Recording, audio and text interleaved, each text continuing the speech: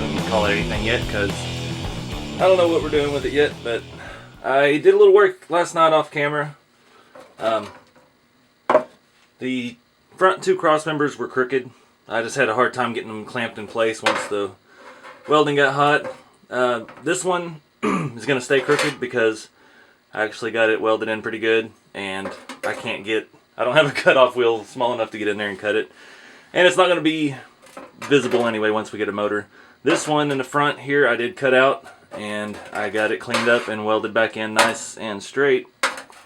So that one will be out front. That'll be good. Everything will be square in the front end. And I've kind of started rounding the edges of the frame down just to, you know, like most of the old rat rods have a rounded frame horn in the front. That's what they call the frame horn. I'm not sure yet what style or if anything I'm going to do with that, but I had to go yesterday and get some more oxygen for my torch, a little macro torch here. So I want to try to do a little bit of detail things on this today. When I did the number 2 chassis, I welded the joints like I've done here, not quite as well. And then I came back and brazed over to fill in some of the cracks. Like you see, there's a few little pits and things here. Not that big of a deal on this one since I did spend more time welding it better. But places like here on the bottom of the cross members, I may go ahead and braze those in for added strength. And I think I'm going to try to do some tube work. I'm thinking maybe like not Nerf bars, but some side hoops to mount maybe a roll bar off of. I don't know yet. I want to get detail with the metal work, like I said on the first half of this build. I want this chassis to be very solid, no bolts, no screws, ain't holding anything in other than suspension and a scale motor. So I'm gonna get set up here with the torch. I think I'm just gonna go ahead and braze these in first, and then we'll grind them down and clean it up, and then we'll start looking at doing some more.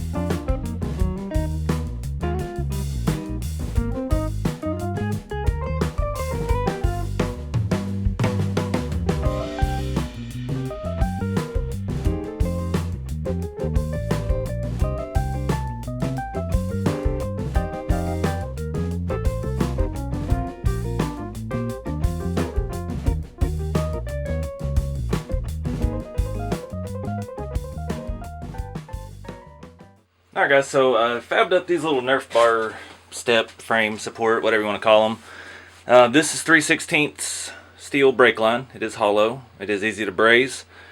I went ahead and did one just to make sure I could do it, because trying to do two different types of metal, this is super thin, it heats up easy, and it's really easy to braze, whereas the chassis is pretty thick, heavier gauge steel.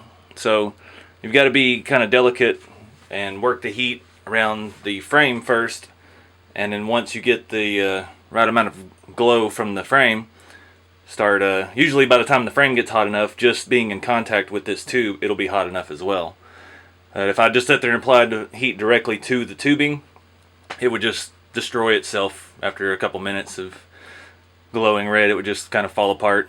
So work the heat around, and got the rails hot, and I worked the brass in around all sides. I kept working the tip of the torch around the bottom because I wanted to make sure that it ran all around the whole thing. So I'm going to get set up here and I'm going to show you the second side. Like I said, I just did that one to make sure I could do it before I went on camera here.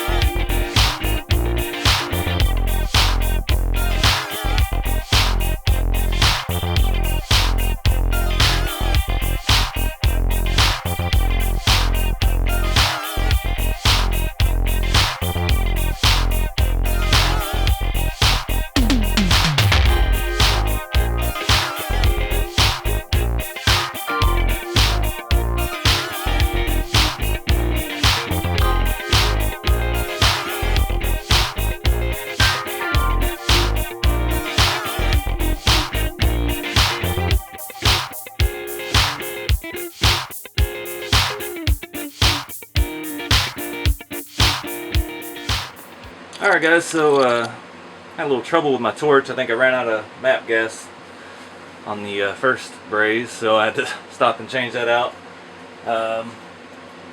This side didn't come out as good as the first side, but I think it's going to look alright. Trying to think of what we're going to do next. I don't know about a roll bar. I was thinking about a roll bar, but this thing is, the way the body is curved on the sides, it's going to make a challenge trying to get a bar to fit up in there and be able to take the body on and off the frame. So let me do some looking around here and see what I can come up with.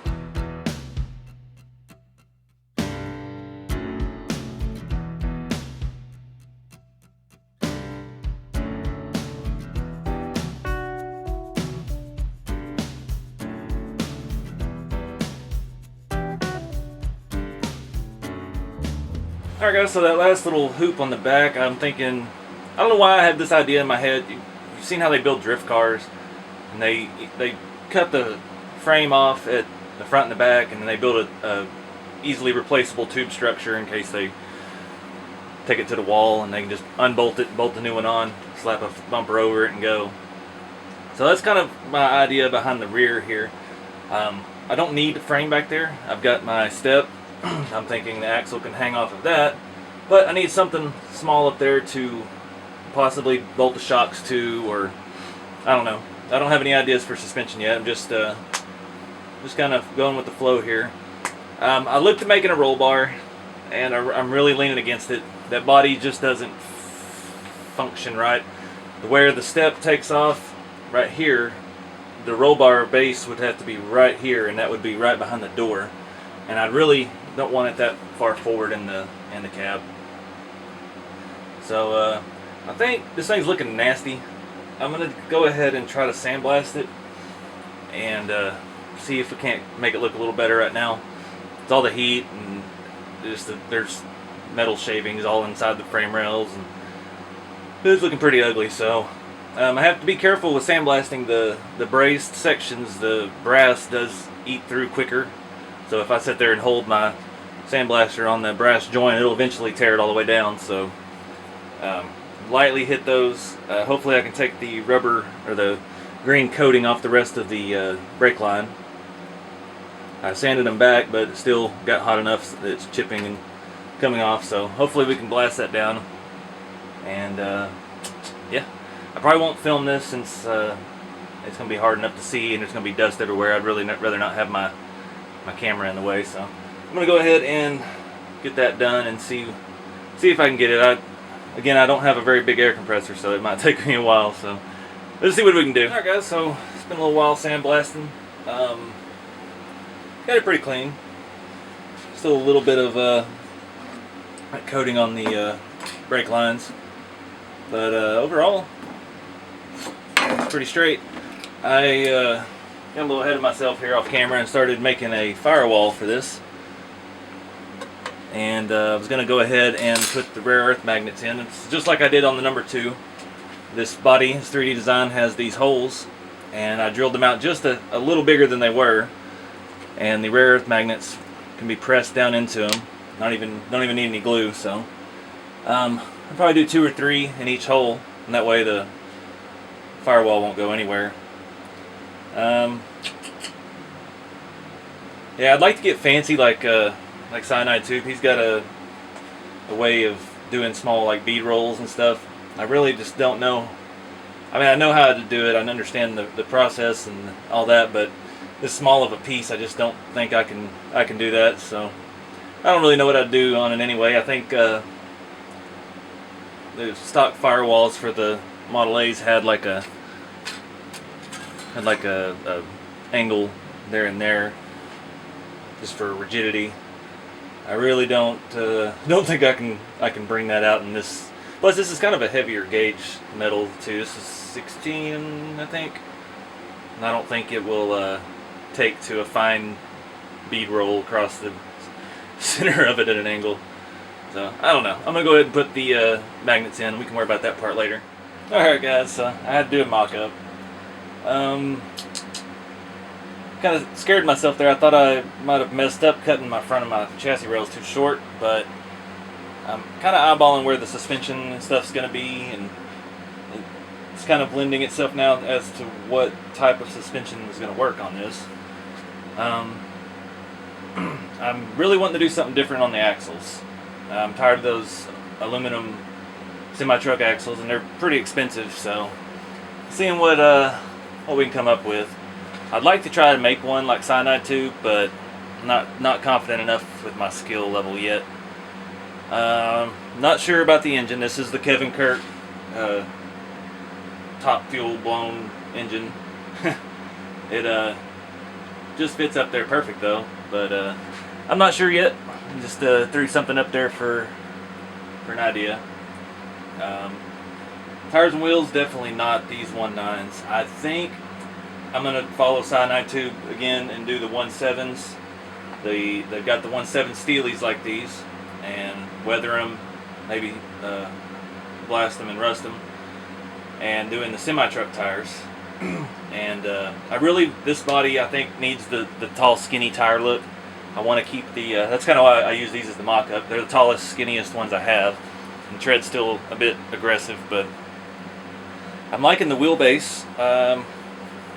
Thinking that front grille doesn't look bad on there either. Mounting the grille is going to be a challenge. Let me move this tire out of the way here. Since the frame is going to stop at the motor, and that's where the axle is going to be. So the axle suspension is all going to be hanging right there in the front. So mounting the grille out here where it needs to be would be definitely going to be a challenge. Yeah, firewall's in. I'm not going to rust anything just yet. I thought about going ahead and putting the vinegar and peroxide on the frame, but I'm not done. I'm going to need to drill holes to mount the suspension. I'm going to have to, it's going to be a lot of work left on it still, and I'd rather not have to have uneven rust, have some stuff scratched off and rust it up, and then have to rust it again. So